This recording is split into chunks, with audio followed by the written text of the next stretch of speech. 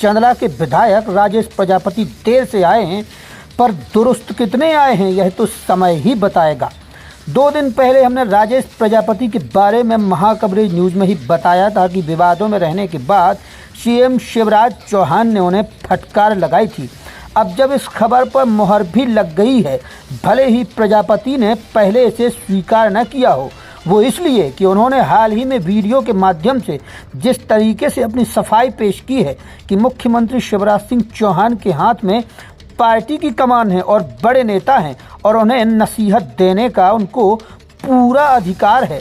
प्रजापति ने यहाँ उदारता बरतते हुए नफ़ा नुकसान से बचने के लिए ही बयान जारी क्यों न किया हो, पर ऐसे में यह तो सिद्ध हो ही गया कि वास्तव में उनको सीएम ने किसी न किसी बात को लेकर नसीहत दी थी।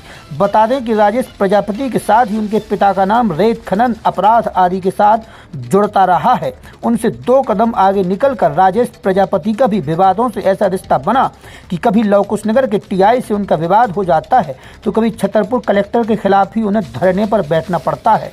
वैसे पॉलिटिक्स में बैकफुट पर न आने वाले व्यक्ति को राजनीति का माहिर खिलाड़ी नहीं माना जाता और मौके का तकाजा देखते हुए राजेश प्रजापति ने इसलिए बयान जारी भी कर दिया है।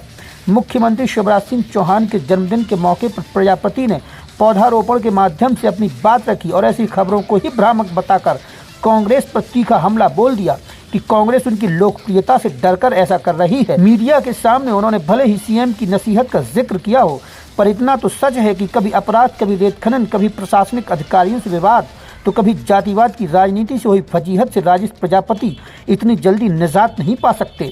हाल फिलहाल प्रजापति ने जिस तरीके से सीएम की नसीहत की बात को सार्वजनिक तौर पर स्वीकारा है, उससे यह तो साबित होता है कि उन्हें सीएम ने जो भी कहा हो, पर राजनीतिक हलकों में उसे फटकार ही कहा जाता है। वैसे राजेश प्रजापति ने यह तो कहा है कि वह सीएम को अपने विकास कार्यों का लेखा जोखा बताने गए थे, पर वास्तव में उन पर जो आरोप उनके ही क्षेत्र में लगे हैं उनमें भी सत्यता को वह झुठला नहीं सकते। यह काबिले गौर है कि राजेश प्रजापति को इतना तो मालूम ही होगा कि लगातार विवादों में रहने से पार्टी के साथ उन्हें खुद भी नुकसान उठाना पड़ सकता है। अपने राजनीतिक कद को कम करने की गलती राजेश प्रजापति दोबारा नहीं करेंगे, ऐसी उम्मीद भी की जा सकती है। पर हाल फिलहाल राजेश प्रजापति की राजनीति अब क्या मोड़ लेती है, यह देखने की बात होगी। महाकवरेज न्यूज़ के लिए जयराम चतुर्वेदी। सीएम साहब से आपकी किस बिंदुओं पर चर्चा हुई है और क्या सीएम साहब से आपकी बात हुई है?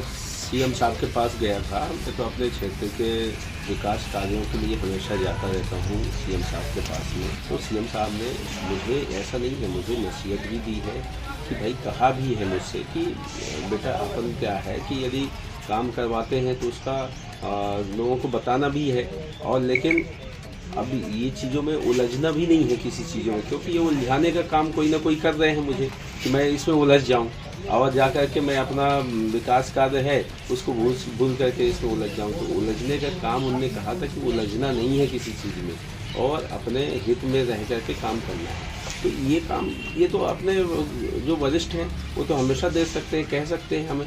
वरिष्ठ हैं हमारे, मुख्य हैं, प्रमुख हैं हमारे नेता हैं, तो मुझे यदि कहेंगे भी तो बिल्कुल अच्छा सा पालन होगा उसमें। अच्छा विधायक जी, आपको कहीं लगता नहीं है कि आपकी पार्टी कुछ लोग भी आपके पीछे पड़े हुए हैं जो आपकी छवि खराब करना चाहते हैं? वो उसमें मेरी छवि खराब नहीं हो रही है, उसमें उनकी खुद की छवि खराब हो रही है। देखिए, मैं तो पार्टी का पदाधिकारी हूँ, प्रदेश कार्य समिति में सदस्य भी हूँ और विधायक भी हूँ पार्टी की तरफ से। तो पार्टी एक तरह से मेरी माता है, मैं पार्टी के लिए काम करूँगा और पार्टी के लिए करता रहूँगा। और उनके छवि खराब करने से छवि खराब नहीं होती है, उनकी खुद की छवि खराब होती है। जो व्यक्ति ऐसा कहते हैं उनकी खुद ही छवि नहीं होगी, इसलिए बोलते होंगे। विधायक जी, 2023 के निर्वाचन को देख करके आपको क्या लगता है? पिछली बार के इस बार जो विधानसभा चुनाव हुए थे उसमें छतरपुर जिले से एक जीतने वाले बीजेपी तरफ से एकमात्र विधायक आप थे। इस बार क्या लगता है आपको, क्या पार्टी आप पर विश्वास जताएगी? बिल्कुल जताना चाहिए। और देखिए, मैं तो कहता हूँ कि सर्वे करवा लें, मेरे क्षेत्र का सर्वे करवा लें। 4 लोगों से कहने से कुछ नहीं होता है, 4 लोग तो हर जगह रहते हैं विरोध करने वाले। क्षेत्र का सर्वे करवा लें।